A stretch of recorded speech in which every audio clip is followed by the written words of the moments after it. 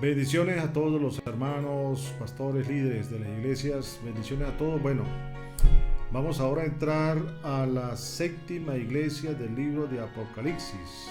La séptima iglesia. Prácticamente ya estamos culminando esta serie y sé que ha sido de bendición para cada uno de ustedes la enseñanza de aquí del libro de Apocalipsis de las 7 iglesias. La palabra Laodicea significa juicio del pueblo y tiene que ver ya con los últimos tiempos. Ya en este caso podemos decir que es la etapa final, tiempo de la apostasía, y en realidad que hoy en tiempos peligrosos, los últimos tiempos, como dicen algunos, y eso es lo que estamos viviendo. Pero antes de comenzar ir de una manera expositiva el libro de Apocalipsis, quisiera que entráramos un poquito en lo que es la parte cultural, la parte geográfica, para cuando estemos leyendo el texto sagrado ya podemos comprender un poquito lo que es la iglesia de la Odisea. La iglesia de la Odisea pues era una iglesia bastante rica, de mucho dinero, y tenía 2 anfiteatros. Imagínense, una iglesia muy próspera. Es la última iglesia, pero es la primera iglesia que tenía fuerza de dinero, fuerza de prosperidad. Segunda pues está Éfeso y así sucesivamente, pero es una iglesia bastante próspera. Entonces voy a tratar de explicar a través del pizarrón algo de la parte geográfica. Y digo esto porque cuando estemos leyendo el texto, pues vamos a comprender mejor lo que la Biblia nos quiere enseñar, especialmente la iglesia de la Odisea. Ya hemos, por ejemplo, si leemos por ejemplo el versículo 15, que yo conozco tus obras, que ni eres ni frío ni caliente, ojalá fuese frío o caliente. Esto lo vamos a complementar aquí para poder comprender cuando estemos desarrollando el libro de Apocalipsis. Por eso siempre digo que la Biblia hay que verla a través del lente cultural para mejor comprensión de algunos textos bíblicos. En este caso, la Odisea quedaba en el mar Egeo, cerca del mar Egeo. Cerca de allí de la Odisea hay una montaña que le decían el castillo de algodón, porque este castillo de algodón era un castillo donde le decían castillo de algodón por la nieve que allí se emanaba. Era un lugar bastante, pudiésemos decir, bastante frío. Y la Odisea quedaba por estos lugares. Aquí la Odisea era bastante caliente. Y aquí al ladito, pequeñito aquí quedaba el mar Egeo. Más o menos era así como siempre pongo el ejemplo. Aquí en Venezuela, por ejemplo, lo que es Mérida, que es bastante frío y que hay nieve, con Barinas, el estado de Barinas pues es bastante caluroso. Entonces algo así parecido, los que son venezolanos saben cómo es. Mérida bastante frío, cae nieve, y Barinas, entrando a Barinas siempre es bastante caluroso. Pero allí habían unas aguas termales. Dice la historia que allí se bañó hasta Cleopatra. Ahora también existía la ruta de la seda, y por eso que esta es una ciudad muy próspera, porque por aquí pasaba la ruta de la seda. Algo así parecido como la ruta de seda de comercial de los chinos. Recuerden que era bastante próspero los chinos en aquel entonces, pero ahí no le puedo decir cuál era la seda mejor.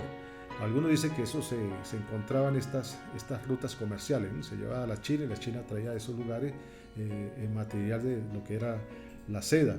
De ahí donde proviene el dicho aquel que dice el mono que se vista de seda, mono se queda, porque se proviene de esos lugares que eran bastantes prósperos. Pero un poquito más abajo de estas partes, geográficamente hablando, existían las aguas termales. Que eran agua bastante tibias. Entonces, por aquí venían los comerciantes, el camino, en la ruta de la seda. Venían turistas también a conocer la Odisea porque era muy famosa por su belleza, aún por el templo, tenía muchas bellezas extraordinarias. Tenía la Odisea, el piso era de mosaico, era como decir nosotros ahorita la cerámica, el mosaico era muy hermoso, eran gente que decoraban bien los templos en aquel entonces. Es más, la iglesia de la Odisea, como era muy próspero, ellos tenían hasta hoteles que ellos mismos hacían, aparte de cerca de la iglesia local, para hospedar a los extranjeros y hospedar a los turistas que venían por allí, especialmente para hospedar al pueblo cristiano. Ahora, habían turistas, mercaderes que pasaban por allí, entonces estas aguas eran bastante cristalinas, las aguas termales. Entonces estas aguas termales se ven, eran como provocativas, pero estas aguas tenían mucho mineral. Entonces esto era vómito, y la gente ignorantemente tomaban de esas aguas y les provocaba vómito. Entonces el autor, en este caso Juan, y el Señor lo inspiró en el Espíritu Santo para hacer ver de esta parte cultural, geográfica, y decir unas cuantas verdades en cuanto a lo que era la iglesia de la Odisea, y se llevó a la parte espiritual. Bueno, esto para que me entiendan más o menos lo que es la Odisea, donde quedaba geográficamente. Bueno, vamos al texto sagrado.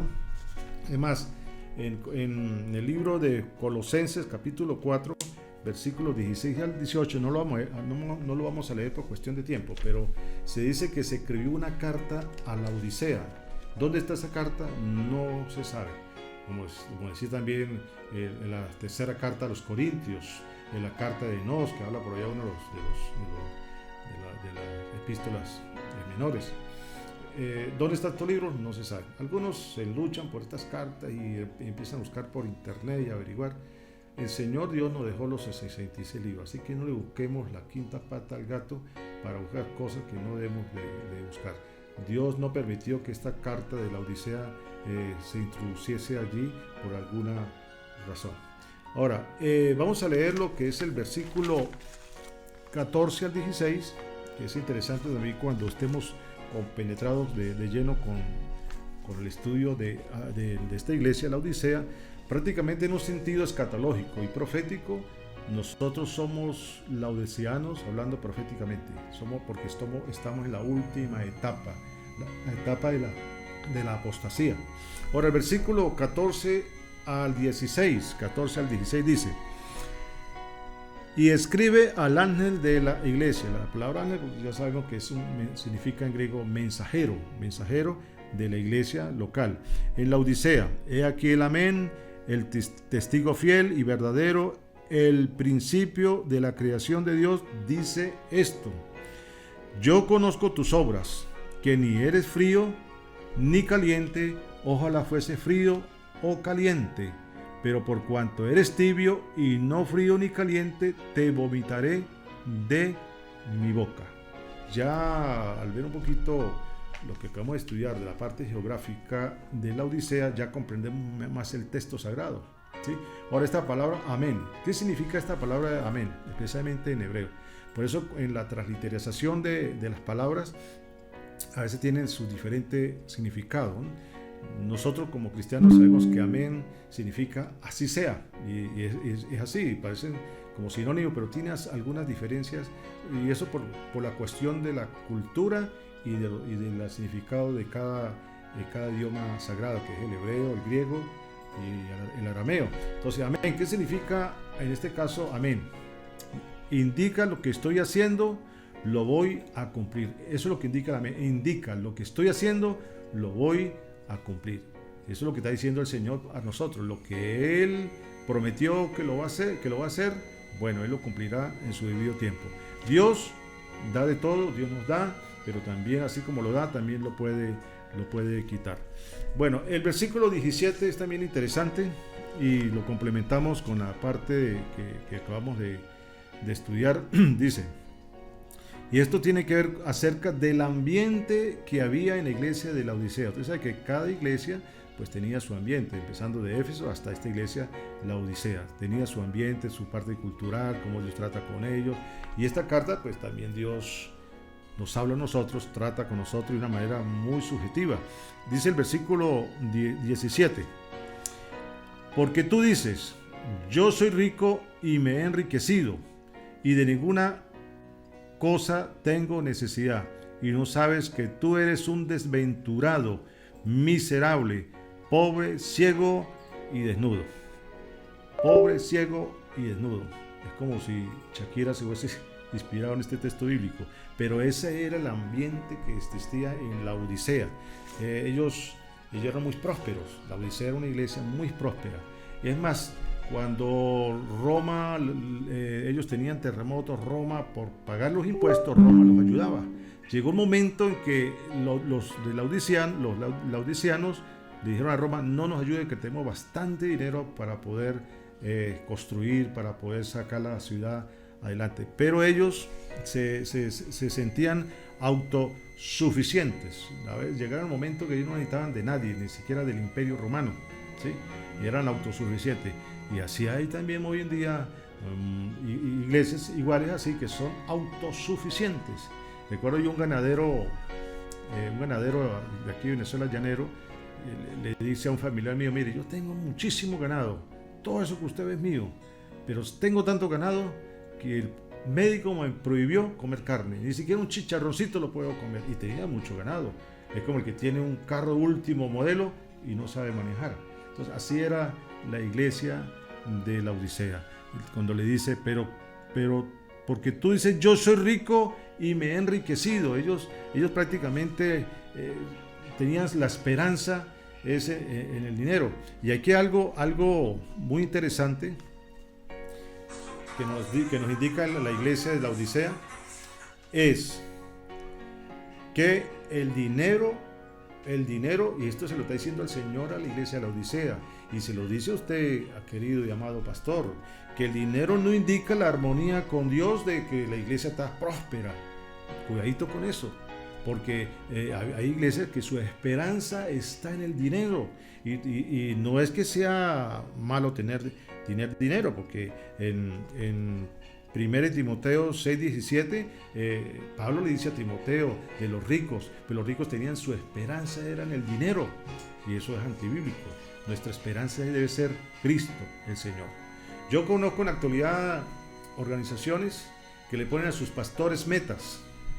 Si este mes recogieron, por decir algo, sea en bolívares, pesos, dólares, un ejemplo aquí en Venezuela, para que me comprendan, bolívares.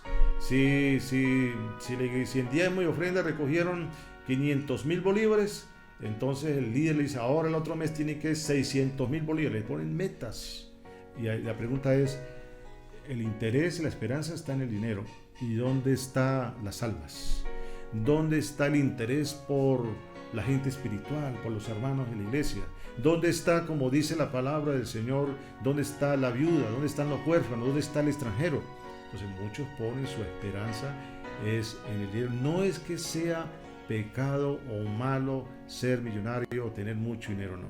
Los laodicenses eran gente que tenía mucho, pero mucho dinero, pero estaban colocando su esperanza, su objetivo era el Dios Mamón, el dinero. Y en eso, como cristianos, tenemos que tener mucho cuidado. Entonces, hoy en día, pues, lo que ven en la gente, los líderes, el dinero es como una vaquita, la vaquita sagrada, la vaquita de ordeño.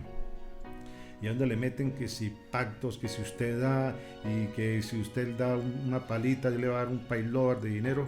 Cuidado con esa teología de la prosperidad, porque no es que sea, le repito, no es que sea malo o pecado tener mucho dinero. Era el problema de los laodicenses, que su esperanza estaba en el dinero, y Dios le dice: ustedes son unos miserables. Así le dice, y la palabra miserable lo que quiere decir dignos de lástima.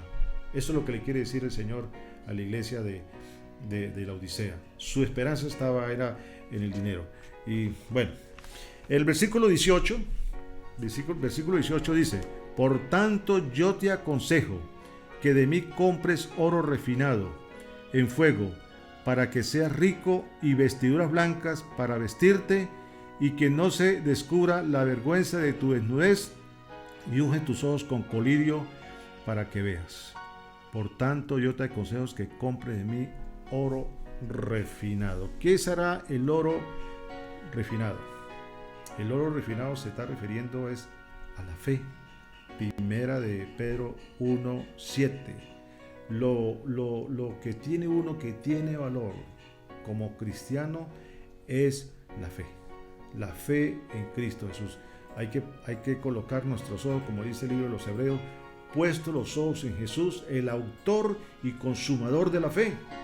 Esa es nuestra mayor riqueza, la fe que Dios nos ha dado. Tengo un pensamiento aquí que dice, un pensamiento que me gustó, dice: el dinero en manos del cristiano, perfecto, gloria a Dios por eso. Pero, el cristiano en manos del dinero es terrible. Entonces, cuando el dinero es el que maneja al cristiano, y un cristiano, no solamente un cristiano, una persona no cristiana, cuando empieza a tener mucho dinero, hasta cambian, ya son diferentes, porque el dinero transforma. No, el dinero debe estar en manos del cristiano, no el cristiano en manos del dinero. Y hay textos bíblicos donde nos enseña, por ejemplo, lo que leí hace rato, 1 Timoteo 6:17, en connotación con Santiago 5, versículo 1 al 4, que está hablando acerca de las personas que tienen dinero, que son ricas, son millonarios, no que sean malos, porque Abraham era riquísimo.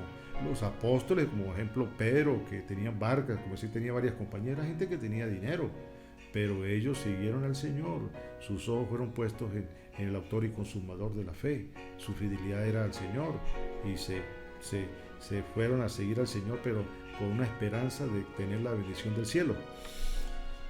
Cuando dice aquí, unges tus ojos, bueno, la Odisea se caracterizaba porque tenía buenos oftalmólogos, buenos oculistas, y ahí había un colirio que le echaba las cataratas, para curar las cataratas y otras enfermedades oculares.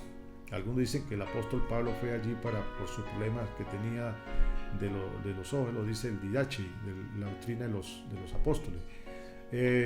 Y había momentos en que esa gente se echaba ese tipo de colirio y ardía fuertemente, y tenían que esperar un buen rato para que se le pasara el dolor, y luego venía la tranquilidad. Ahora, esto nos enseña a nosotros, y el Señor nos dice allí, bueno, que debemos echarnos colirio, ¿verdad? Dice allí el versículo 18, ¿no? Dice: unge tus ojos con colirio para que veas. Unge tus ojos con colirio para que veas. Si lo alegorizamos este texto bíblico o esta frase, las pruebas que nosotros sufrimos a veces no son deseables y nadie quiere pasar por diferentes pruebas. Pero después que usted pase por esta prueba, el ardor, lo que causa el dolor, luego viene la tranquilidad, luego viene la paz, y mira hacia atrás. Ay, mira, Dios quería enseñarme algo a través de esta prueba. Por eso el versículo 19 dice: yo reprendo y castigo a todos los que amo, sé pues celoso y arrepiéntate. Yo reprendo y castigo a todos los que amo. Esto tiene una relación o una connotación con el libro de Hebreos capítulo 12, versículo 6, cuando el Señor les dice a la iglesia: yo al que amo lo azoto y lo disciplino, como el Padre al Hijo a quien ama. Entonces, cuando Dios nos disciplina a nosotros, cualquier cosa que nos sucede es porque Dios quiere enseñarnos algo.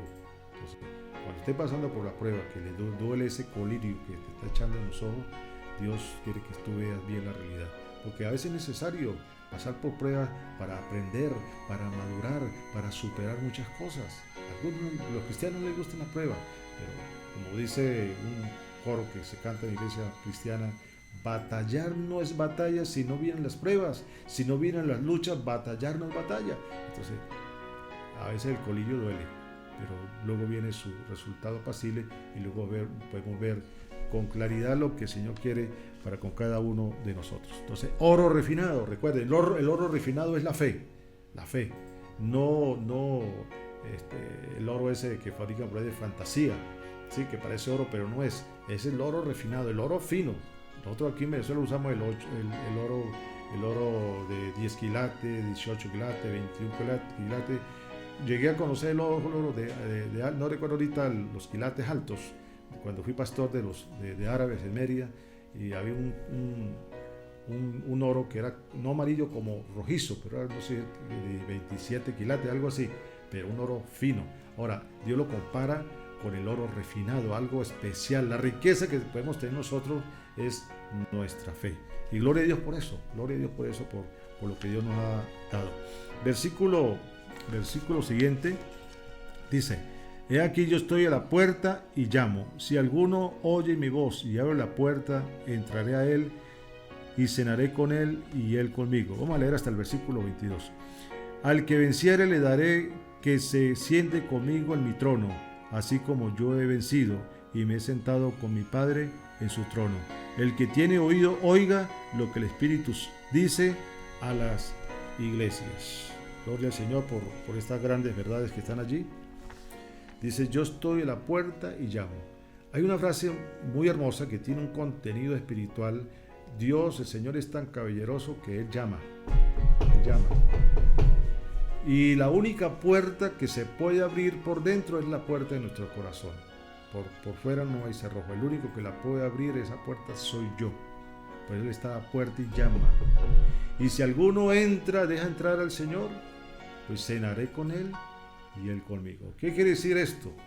Que cuando usted acepta a Cristo como su único, suficiente Salvador, usted le da todo su ser, su cuerpo, su alma, su espíritu, le da sus dones, sus talentos. Yo pertenezco a Cristo, mi vida le pertenece a Cristo. Y también Cristo me pertenece a mí, por eso cenaré con Él y Él conmigo, porque todas las promesas que Él nos ha prometido en su palabra, esas me pertenecen, son mías. El amén, el sí, son mías, me pertenecen. Esto es algo hermoso lo que nos indica este texto sagrado. Yo estoy a la puerta y llamo. Por eso es la invitación para todos. Y si en este momento me está escuchando un amigo, de pronto está viendo este video, mire, mi amigo, Dios te ama profundamente. Y la Biblia me enseña: Dios muestra su amor para con todos nosotros, no queriendo que ninguno perezca, sino que todos procedan al arrepentimiento. Y Dios está tocando la puerta de tu corazón. Sí, amiga, amigo que me estás viendo por este video, Dios te ama. Dios te ha estado persiguiendo, así como el hijo pródigo que buscó por todos lados, viendo cuando él aparecía, aquel muchacho, y el padre siempre estaba con los brazos abiertos, solamente esperando que se levantara. Y dice la Biblia que el hijo pródigo dijo: me levantaré, iré a mi padre y le pediré perdón. ¿Qué hizo el padre aquel? Lo abrazó. Me imagino que lloró, le mató al becerro, le puso anillo, un vestido, hicieron una fiesta ese día. Y dice la Biblia que hay gozo en el cielo cuando un pecador se arrepiente. Así que, amigo, Dios está tocando la puerta de tu corazón. Ya es el momento, ya es la hora de que usted le acepte como su único y suficiente Salvador. Es el llamado que Dios te hace en estos momentos. Y el último texto que siempre el apóstol Juan concluye con cada iglesia de las 7 iglesias.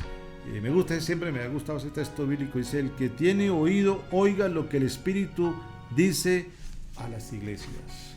En este caso, el Espíritu Santo es el vicario de Cristo en la actualidad, porque el Espíritu Santo es el que ocupa el lugar de Cristo. Entonces el Espíritu Santo quiere llevarte siempre hacia toda verdad. El Espíritu Santo quiere llenarte del aceite de lo alto, como dice Efesios 5:18. No os embriaguéis con vino en la cual hay disolución o descontrol, antes bien sed lleno del Espíritu Santo de Dios. Y esto no le está pidiendo un favor a usted, hermano, pastor, amigo, misionero. Es un mandato que te hace el Señor, de que usted sea lleno de la cabeza hasta los pies del Espíritu Santo de Dios. Y como dice allí: yo estoy a la puerta y llamo, que usted le deje el control de su vida, sus pensamientos, sus emociones, sus sentimientos, todo lo deje bajo el control del Señor Dios Todopoderoso. Así que es mejor ser frío o ser caliente.